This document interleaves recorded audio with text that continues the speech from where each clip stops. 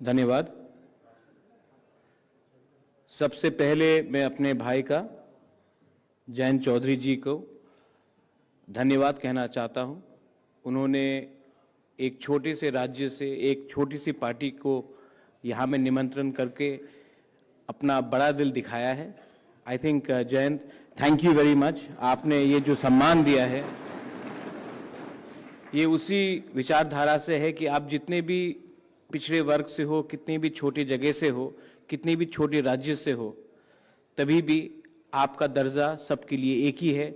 और वही चौधरी जी का एक सपना था और एक सोच था, और आज आपने मुझे यहाँ में निमंत्रण करके आप सबके सामने मुझे एक अवसर दिया है, एक मौका दिया है कुछ कहने के लिए अपने राज्य के बारे, अपने क्षेत्र के बारे, नॉर्थ ईस्ट के बारे। मैं इसको आपका बड़प्पन समझता हूँ। Once again thank you very much for having invited me here. सबसे पहले मुझे एक बात की शांति है कि जेना जी ने मुझसे पहले बात किया, उसके बाद हमारे तृणमूल कांग्रेस के सांसद ने बात किया, तो मतलब है कि मेरी हिंदी भी इतनी अच्छी नहीं है। मैं कोशिश करूंगा, लेकिन कहीं कहीं में अगर हिंदी में कुछ चूक आ जाए तो आप अपने भाई को माफ कर दीजिए। मेरी हिंदी इतनी अच्छी नहीं है, आपकी जैसी तो अच्छी नहीं है, लेकिन मैं कोशिश करूंगा, क्योंकि देश में संवाद होना चाहिए, कम्युनिकेशन होना चाहिए। और मुझे लगता है कि अगर आप हमारे बारे भी थोड़ा जानेंगे, क्योंकि हम आपके बारे बहुत जानते हैं, हम चौधरी जी के बारे बहुत अच्छी तरीके से जानते हैं। शायद बहुत लोगों को ये बात का जानकारी भी नहीं होगा कि मेरे पिताजी मेंबर ऑफ पार्लियामेंट थे जब चौधरी जी देश के प्राइम मिनिस्टर थे 1979 में। तो एक बहुत लंबा सा एक रिलेशनशिप रहा है। और आज चौधरी जी का ये जो डेथ एनिवर्सरी है, लेकिन एक बात मैं याद करना चाहूँगा, और हमारे बीच में आज चौधरी अजीत सिंह जी नहीं है, लेकिन ये मेरी खुशनसीबी है कि उनके देहांत से पहले मेरी मुलाकात जयंत जी के संग उनके घर में हुई थी। और उस समय मैं कांग्रेस का अध्यक्ष था और मैं कांग्रेस पार्टी छोड़ रहा था। तो हमारा उम्र भी कम है, तो मैंने कुछ कहा कि हम नहीं डरते हैं। तो उन्होंने एक दो चीज जो मुझे कहा था उस समय, और आज मैंने उन बातों में अमल किया। और आज मेरी एक छोटी सी पार्टी है जिसने अपने पहले इलेक्शन में जीत हासिल करके हम आज त्रिपुरा ट्राइबल ऑटोनमस काउंसिल में पावर में है 2 महीने के अंदर। तो उस समय आप लोग ने मुझे महाराजा कह के जिक्र किया है। कोई महाराजा हूं नहीं मैं, हिंदुस्तान में कोई महाराज नहीं है। एक महाराजा था, वो एयर इंडिया था, वो भी बिक गया है। हिंदुस्तान में कोई राजा नहीं है, महाराजा नहीं है। मैं भी एक ट्राइबल हूं, मैं नॉर्थ ईस्ट से आता हूं। हां, ये अलग बात है कि मेरे पिता या मेरे दादी और मेरे पूर्वजों ने एक समय त्रिपुरा में उनका राज था। आज मैं हिंदुस्तान का हूं और मैं यहां हिंदुस्तान की बात करने के लिए आया हूं, कोई परिवार के बारे बात करने के लिए नहीं आया हूं।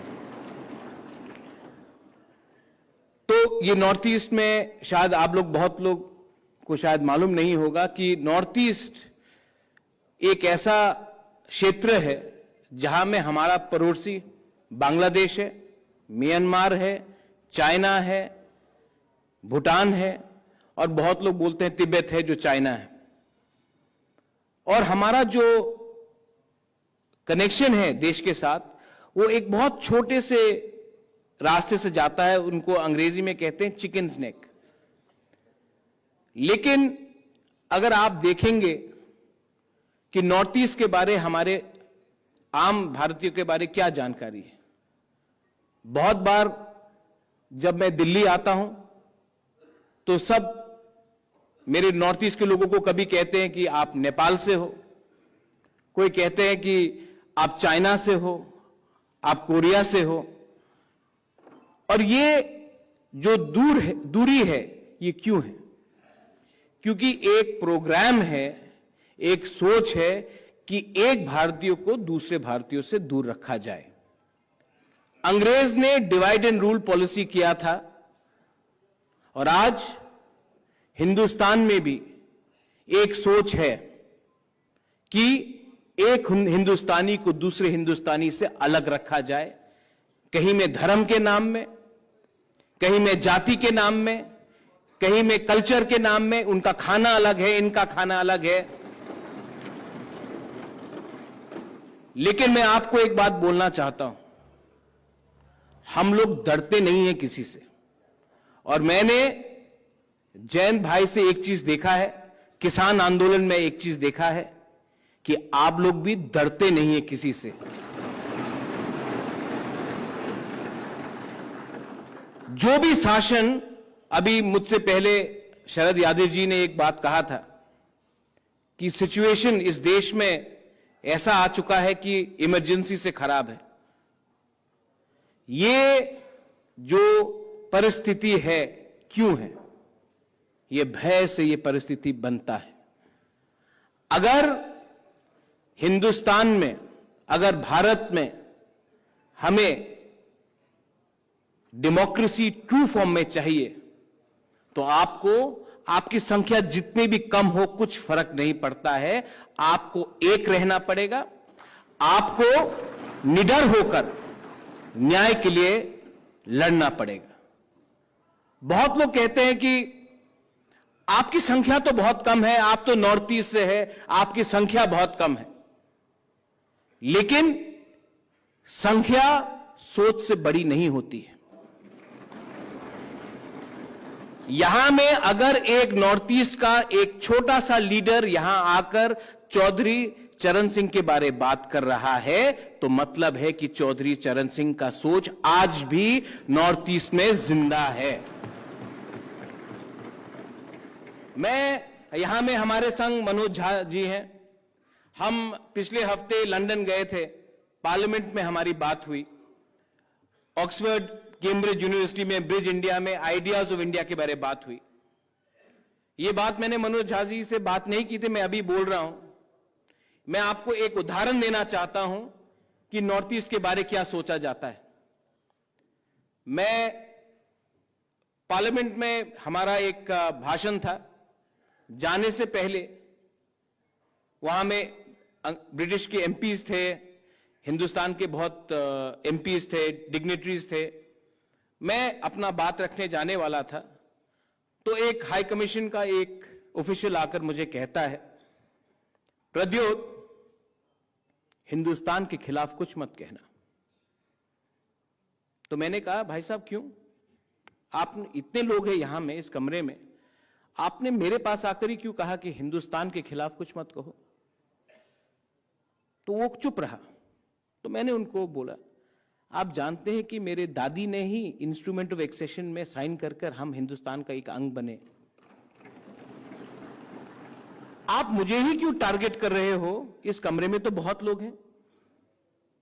ये सोच है कि नॉर्थ ईस्ट का एक जनजाति ये सिर्फ वायलेंस से अपना बात रख सकता है, वो देश को मानता नहीं है। ये एक सोच है कि नॉर्थ ईस्ट का एक अनुसूचित जनजाति वायलेंस से ही अपना बात रखता है और देशद्रोही है। इस सोच को तोड़ने के लिए हमने बहुत संघर्ष किया है। और आज मैं यहां में आपको बोल सकता हूं कि हमारे ही राज्य से बहुत बड़े लीडर्स हैं जिन्होंने कहा था, अरे जाट का तो कोई सोच नहीं है, वो तो उनका दिमाग नहीं है, हमारे पास दिमाग है।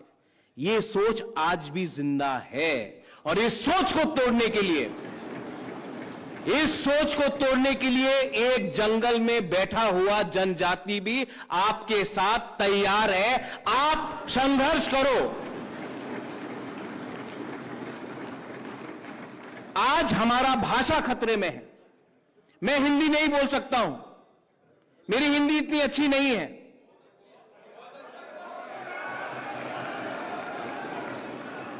लेकिन मैं हिंदी से आपसे संवाद कर रहा हूं। लेकिन मेरा भी एक भाषा है, कोकबोरोक, जो टिबेटो बर्मीज है। आज हमें कहा जाता है कि आप उस भाषा में बात मत करो। हमारा पकवान अलग है, तो कहा जाता है नहीं, अगर आपने ये नहीं कहा, ये नहीं खाया, तो आप हमारे देश के नहीं हो सकते हो। हमारा जो वस्त्र है, रिग्नाई, ट्राइबल लोग हम लोग पहनते हैं, बोलते नहीं, जब तक आप ये नहीं वस्त्र पहनोगे तो आप देश के नहीं हो। ये कैसा देश है? ये देश सिर्फ एक भाषा के आधार में, एक खाने के आधार में या एक वस्त्र के आधार में नहीं बना था। आज नॉर्थ ईस्ट के बारे कोई बात नहीं करता है। दिल्ली में खान मार्केट में क्या हुआ है उसके बारे सब बात करते हैं। आज गांव के बारे कोई बात नहीं करता है। मुझे लगता था कि नॉर्थ ईस्ट दूर है, आज यहां आकर सुनने में मुझे लगता है कि हरियाणा, उत्तर प्रदेश का गांव, पंजाब का गांव, राजस्थान का गांव भी दिल्ली से दूर हो चुका है। मैं यहां से वापस नॉर्थ ईस्ट जाऊंगा और मैं ये बोलूंगा कि हम तो छोटे हैं, लेकिन छोटे असल में वो है जो आज सत्ते में है, क्योंकि उनका दिल, उनका सोच छोटा है। चौधरी चरण सिंह जी का सोच, his ideas is even more stronger today when I see Mr. Jaina ji talking from Orissa, when I see someone talking from Bengal, when I see Yogendra Yadav ji. जब मैं आप सबको देखता हूं तो मुझे एक बात से मुझे मोटिवेशन, प्रोत्साहन मिलता है कि प्रद्योत वापस त्रिपुरा जाओ और वापस लड़ो, क्योंकि आप अकेले नहीं हो। और मैं आपको बोलना चाहता हूं, ये जो आपका संघर्ष है, ये जो आपका सोच है, आप कायम रखिए। इस जंग में अगर मैं अपने आप को राजा समझूंगा तो मैं हारूंगा। अगर मैं आपके संग इस जंग में मैंने आपको अकेला छोड़ा तो मैं हारूंगा, क्योंकि अकेले बांटकर ये जीतते हैं। इसके लिए मैं आपको बोलना चाहता हूं, मेरा भाई है यहां में, इस भाई के लिए मैं त्रिपुरा से यहां आया हूं और इस भाई को मैं एक दिन देखना चाहता हूं जहां में चौधरी चरण सिंह जी थे।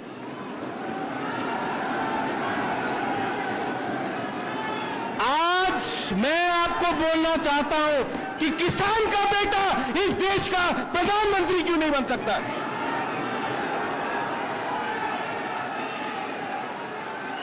एक उड़ीसा से एक व्यक्ति इस देश का प्रधानमंत्री क्यों नहीं बन सकता है? ये देश को अगर आपको बचाना है, जयंत चौधरी, मुझे सुनाई नहीं दे पड़ा भाई।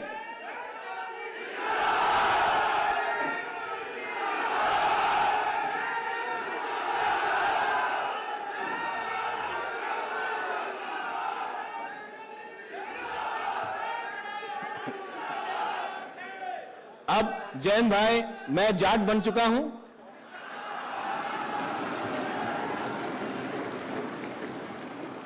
आप सबको भी मैं ट्राइबल बनाकर छोड़ूंगा। इतना ही बात रख के मैं आप सबको कहना चाहता हूं कि मैं आपका आभारी हूं। आपने मुझे यहां में एक मौका दिया और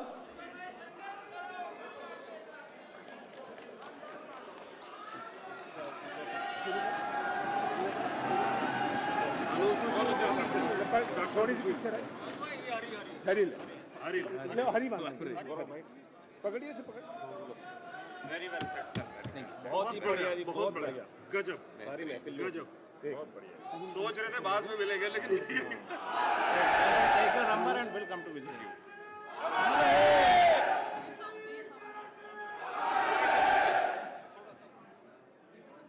हाँ चल बस, बहुत बढ़िया, बहुत बढ़िया, very well set sir and will come to see you. Thank you. परिवार आपके साथ, आपसे मिलते हैं जी बात। भाई साहब, मैं यही बोलकर अपना बात आज यहां में समाप्त करता हूं। मैं आया था यहां में नॉर्थ ईस्ट से एक जनजाति लीडर बनके, मैं वापस एक जाट बनके जा रहा हूं, किसान बनके जा रहा हूं। एक ही विनती है मेरे भाई को, आप ऐसा दर्जा दीजिए क्योंकि इनका ये ईमानदार इंसान है, आज तक इनके अंदर अहंकार नहीं है और इनके अंदर, किसी ने कहा कूल है, मैं कहता हूं बहुत कूल हैं आप, और जितने शांत हैं आप उतने अंदर उनका अंदर एक सोच भी है और एक ड्राइव भी है कि ये अपने पार्टी को, अपने देश को, अपने भाई को, अपने बहन को आगे ले जाएगा। बेलाइनो हम्बाई, धन्यवाद। Once again, thank you very much.